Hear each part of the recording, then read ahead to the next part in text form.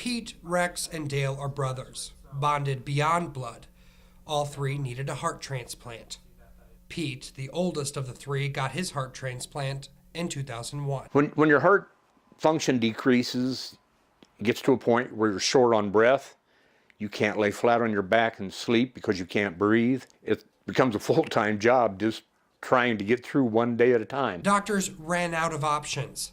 They said a heart transplant was Pete's best chance at survival. I was glad to hear that because a cardiologist I had gone to earlier told me that I was going to die unless you get a heart transplant. Pete waited on a transplant list for a year, but says he never gave up hope. I'm a positive person. I think positive about everything. I just made up my mind I was not going to be pushing up grass and daisies from the bottom side at 52 years old. Pete is 73 now. You know, these 21 years have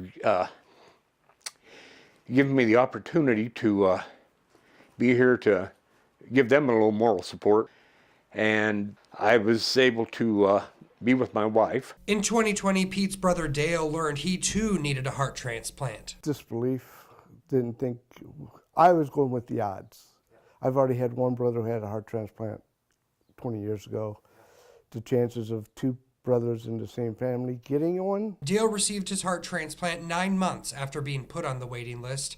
On average, 22 people die every day waiting for a transplant, a pain Dale knows all too well. I had a friend who passed away, was on the list for 3.5 years. Earlier this month, Rex was placed on the transplant list, now waiting to be matched. And the doctor coming up and saying, I got to tell you, I really don't know what your problem is, but we're going to have to do something.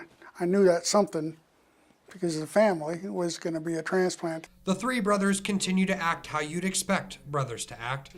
Pete and Dale nagging on Rex to make good decisions and remind him to listen to his doctors. And you stay active, I mean, through this. Try to. The last couple of years, it's been difficult. You talk about shortness of breath. You get to the point, you know, you might walk 20 yards and have to stop for a minute. 3 brothers, 2 transplants, 1 waiting list, and 1 message. Become an organ donor if you're able. Organ donation is something that people just don't think about that much.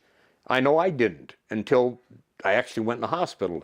In Milan, David Bowman, WQAD News 8.